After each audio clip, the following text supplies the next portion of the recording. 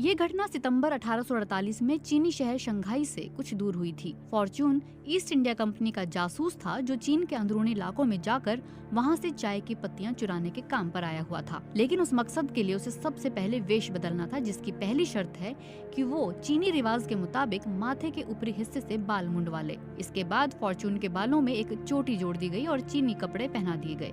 साथ ही उसे कहा गया कि वो अपना मुंह बंद रखे। हालांकि एक दिक्कत और थी जिसे छिपाना आसान नहीं था।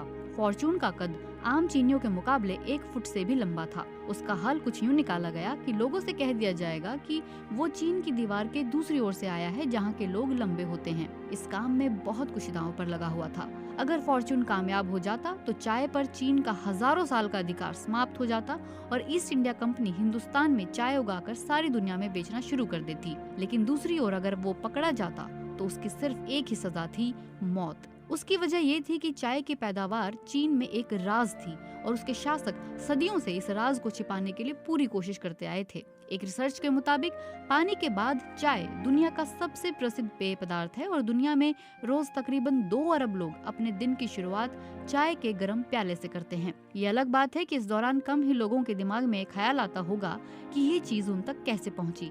चाय की ये कहानी किसी रहस्यमय उपन्यास से कम नहीं है। चाय की कहानी में हिंदुस्तान की भूमिका का एक सबूत पूर्व प्रधानमंत्री राजीव गांधी ने 1985 में अमेरिका की यात्रा के दौरान पेश किया। उन्होंने कांग्रेस के संयुक्त सम्मेलन को संबोधित करते हुए कहा कि भारत में पैदा होने वाली चाय ने अमेरिकियों की ब्रिटेन से आजादी के जज्बे को हवा दी थी। उनका इशारा 1773 की तरफ था, जब ईस्ट इंडिया कंपनी अमेरिका में चाय का व्यापार करती थी लेकिन टैक्स अदा नहीं करती थी।